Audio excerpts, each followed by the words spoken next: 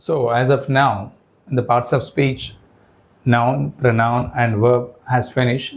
Today our topic is adjective. Right. So what is adjective? An adjective describe the quality or a kind of noun. So adjective అనేది ఏం describe చేస్తుంది అంటే గుణాన్ని తెలుపుతుంది. దేన్ని తెలుపుతుంది? గుణాన్ని. సో అడ్జెక్టివ్ అనేది నౌన్ యొక్క క్వాలిటీని అంటే గుణాన్ని తెలుపుతుంది. Right. So kinds of adjectives, అడ్జెక్టివ్లో ఎన్ని రకాలు ఉన్నాయో చూద్దాం. అడ్జెక్టివ్స్ ఆఫ్ క్వాలిటీ, క్వాలిటీ అంటే రైటా గుణం, same as it is. Describe the quality or a kind of noun. Examples honest, good, clever. అంటే నౌన్ యొక్క క్వాలిటీని గుణాన్ని తెలిపేది adjective of quality. Right. Example, she wore a beautiful dress. So she అనేది ఏంటి? Subject. As parts of speech it is pronoun. Wore అనేది ఏంటి? Verb. A article. And beautiful, beautiful అంటే ఏంటి ఇక్కడ అంటే ఇట్స్ అడ్జెక్టివ్, అందమైన.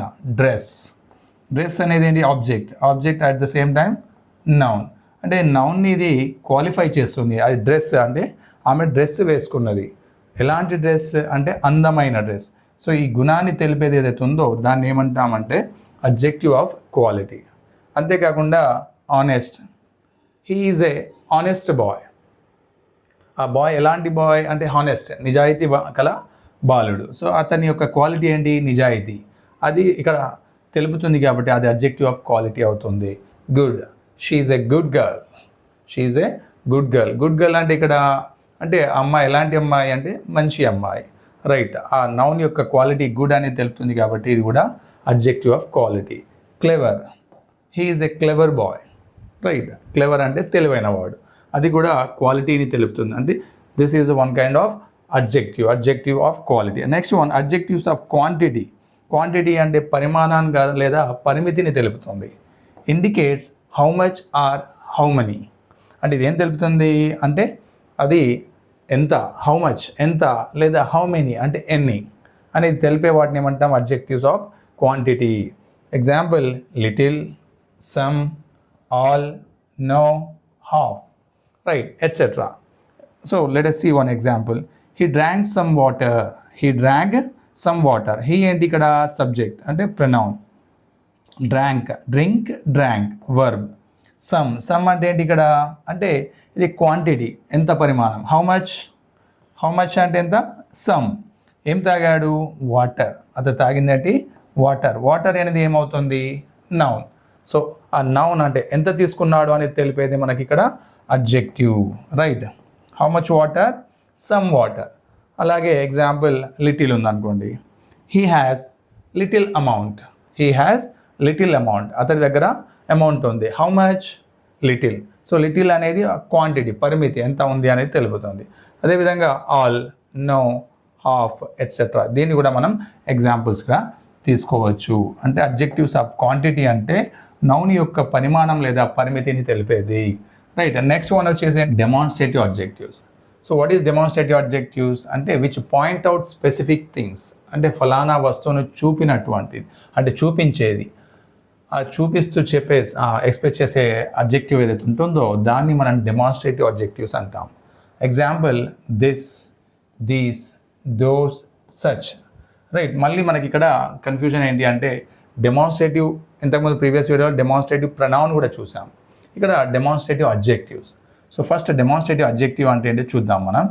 Those books are interesting. అంటే మనం దాన్ని స్ట్రెచ్ చేస్తూ చూపిస్తూ ఆ బుక్స్ని చూపిస్తూ మనం ఎక్స్ప్రెస్ చేస్తే ఆ దోస్ అనేది ఏదైతే ఉంటుందో, రైట్, ఇది నౌన్. సో నౌన్ కంటే ముందు వచ్చిన ఈ వర్డ్, ఎక్స్ప్రెసింగ్ వర్డ్ ఏదైతే ఉందో దాన్ని మనం ఏమంటాం?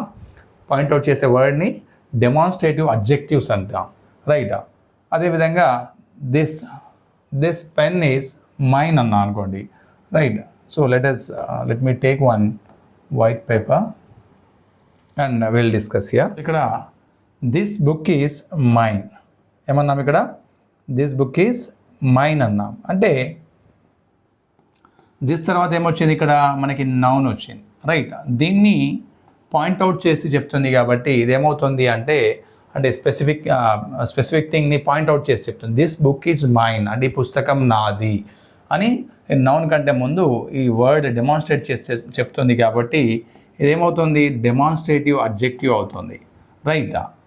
బట్ ఇక్కడ దిస్ ఈజ్ మై బుక్, మళ్ళీ సేమ్ వర్డ్ దిస్ అనే వర్డ్, బట్ ఇక్కడ ఏమొచ్చింది దిస్ తర్వాత ఎలాంటి నౌన్ అనేది రాలేదు, ఏమొచ్చింది ఇక్కడ మనకి వర్బ్ వచ్చింది, right. This is my book అంటే ఇది నా యొక్క పుస్తకము అని చెప్పింది. సో ఇక్కడ ఇది కూడా డెమాన్స్ట్రేటివ్ వర్డే, బట్ ఈ డెమాన్స్ట్రేటివ్ వర్డ్ అయినా కూడా ఏమవుతుంది ఇది డెమాన్స్ట్రేటివ్ ప్రొనౌన్ అవుతుంది, డెమాన్స్ట్రేటివ్ ప్రొనౌన్ అవుతుంది. ఇక్కడ ఈ వర్డ్ తర్వాత నౌన్ వచ్చింది కాబట్టి డెమాన్స్ట్రేటివ్ అడ్జెక్టివ్ అవుతుంది, బట్ ఈ వర్డ్ తర్వాత వర్బ్ వచ్చింది కాబట్టి ఇక్కడ ఎలాంటి నౌన్ ఇది క్వాలిఫై చేయట్లేదు కాబట్టి అది నౌన్ యొక్క పాత్రను అంటే నౌన్ రీప్లేస్ చేసి చూపిస్తుంది కాబట్టి డెమాన్స్ట్రేటివ్ ప్రొనౌన్ అవుతుంది. దిస్ ఈజ్ మై బుక్ అంటే దేని గురించి చెప్తుంది, దిస్ అనేది బుక్ గురించి చెప్తుంది, రైట్. దిస్ అనేది బుక్ గురించి చెప్తుంది అంటే నౌన్ రీప్లేస్ చేసి చెప్తుంది కాబట్టి ఇది ప్రొనౌన్ అవుతుంది. సో సింపుల్ లాజిక్, దాని తర్వాత నౌన్ లేకపోతే అది ప్రొనౌన్ అవుతుంది, right. So this is about difference between demonstrative adjective and demonstrative pronoun, right. Next వచ్చేసి possessive adjectives. So it shows possession or belonging అంటే ఇది ఏం తెలుపుతుంది అంటే పొసెషన్ అంటే హక్కుని అంటే ఓనర్షిప్ని తెలుపుతుంది, బిలాంగింగ్ అంటే రైట్ అది వారికి సంబంధించింది లేదా వారిది అని తెలపడం లేదా నాది అని తెలపడాన్ని మనం ఏమంటాము బిలాంగింగ్నెస్ అని చెప్తాము. సో దాన్ని ఏమంటాము possessive adjectives.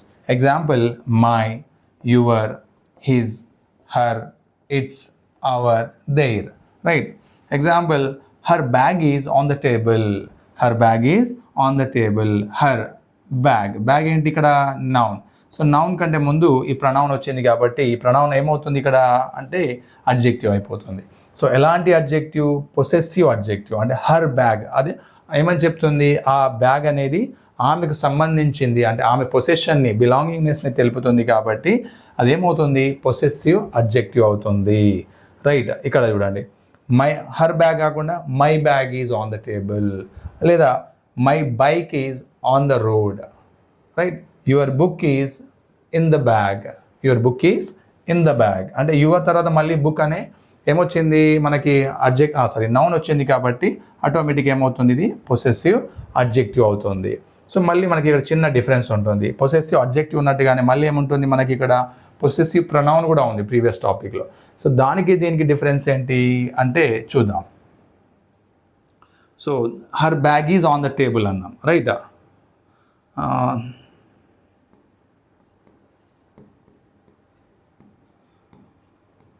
This bag is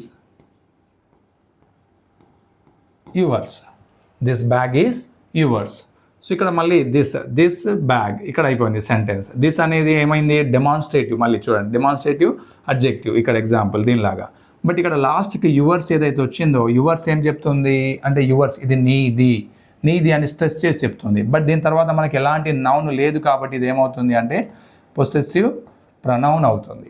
but ఇక్కడ దీని తర్వాత నౌన్ ఉంది కాబట్టి పొసెసివ్ అడ్జెక్టివ్ అవుతుంది. అంటే ఇమీడియట్గా మనకి నౌన్ వచ్చి దాన్ని క్వాలిఫై చేస్తే అది అడ్జెక్టివ్ అవుతుంది, దాని తర్వాత ఎలాంటి నౌన్ అనేది లేకపోతే అది ప్రొనౌన్ ఉంటుంది, రైట్. అందులో డిఫరెన్స్ అనేది మనం ఫైండ్ అవుట్ చేసుకోవాలి, డిపెండ్స్ ఆన్ స్ట్రెస్సింగ్. ఇక్కడ ఇది మనం బిలాంగింగ్నెస్ని తెలుపుతుంది కాబట్టి అది పొసెసివ్ ప్రొనౌన్ అవుతుంది. This bag is yours, her bag is on the table, అది మనకి డిఫరెన్స్.